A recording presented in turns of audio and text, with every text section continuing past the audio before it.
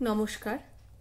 আজকে ভাষা দিবস উপলক্ষে আমার কবিতা কবি নীলাদ্রি শেখর বসুর লেখা বাংলা ভাষা।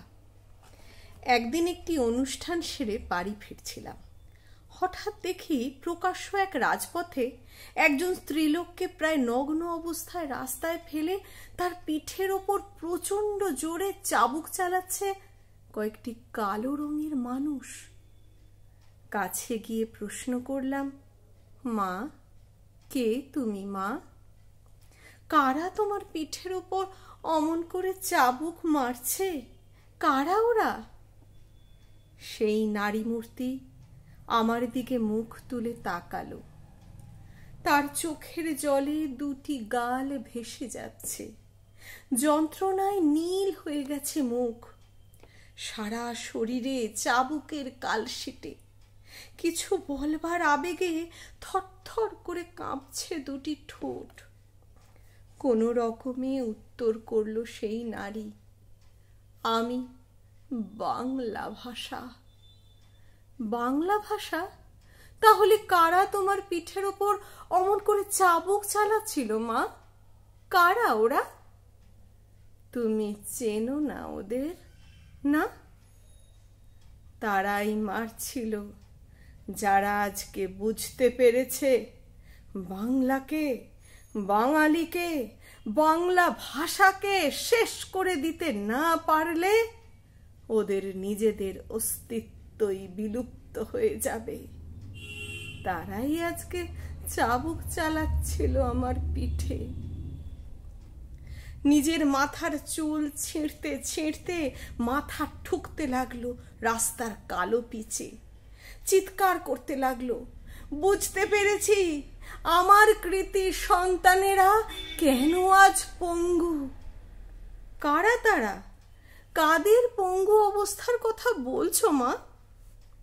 আমার প্রশ্নের কোনো উত্তর না দিয়ে আঙুল তুলে দেখিয়ে দিল, ওই দেখো। তাকিয়ে দেখি একটি মৌন মিছিল ধীর পায়ে এগিয়ে আসছে। মাথার ওপর উজ্জ্বল লাল শালুতে লেখা, বাংলা ভাষার অধিকার চাই। অবাক হলাম, ভাবলাম কারা এরা? এমন মূর্খ, এমন অবিবেচক, বাংলাদেশে বসে বাংলা ভাষার অধিকার চাইছে। কারা ওরা? পায়ে পায়ে কাছে এগিয়ে গেলাম। কি দেখলাম জানেন? দেখলাম মিছিলের পুরোভাগে রয়েছেন পণ্ডিত ঈশ্বরচন্দ্র বিদ্যাসাগর। তার সারা মাথায় ব্যান্ডেজ বাঁধা, কারা যেন ইট মেরে ফাটিয়ে দিয়েছে তার মাথা। রয়েছেন স্বামী বিবেকানন্দ, তার একটা হাত কাটা। রয়েছেন সুভাষচন্দ্র, তার একটা পা কাটা। রয়েছেন রবীন্দ্রনাথ, শরৎচন্দ্র, বঙ্কিমচন্দ্র, মাইকেল, দ্বিজেন্দ্রলাল। প্রত্যেককে কারা যেন মেরে মেরে সমস্ত অঙ্গ প্রত্যঙ্গ গুঁড়িয়ে চুরমার করে দিয়েছে। পঙ্গু অবস্থায় শ্লথ পদক্ষেপে বাংলা মায়ের সেই কৃতি সন্তানেরা এগিয়ে চলেছেন তাঁদের বুকের ভাষা, প্রাণের ভাষা, যে ভাষায় তাঁরা জন্মে প্রথম মা বলে ডেকেছেন, তারই অধিকার চাইতে। মিছিলের পিছন থেকে একটি গানের করুণ সুর ভেসে আসছে, মোদের গরব, মোদের আশা, আমরি বাংলা ভাষা। আমি জ্ঞান হারিয়ে রাস্তায় লুটিয়ে পড়লাম। আমার জ্ঞান ফিরল কখন জানেন? অধিকাংশ হতভাগ্য বাঙালি ভাইদের যেমন করে জ্ঞান ফেরে, তেমনি ভাবেই একটি অবাঙালি বুটের ঠোক করে। কौन है तुम? जरूर तुम नशे में हो, भागो यहाँ से। আপনারাই বলুন, কেন আমি রাস্তায় লুটিয়ে পড়েছিলাম? আমি কি সত্যি নেশা করেছিলাম? না আমার বুকের ভাষা, রক্তের ভাষা, নারীর ভাষার উপর অত্যাচার সহ্য করতে না পেরে জ্ঞান হারিয়ে লুটিয়ে পড়েছিলাম? এবারে আমি আপনাদের প্রশ্ন করছি, বলুন, আর কতদিন সহ্য করতে হবে এই অত্যাচার? কবে শেষ হবে?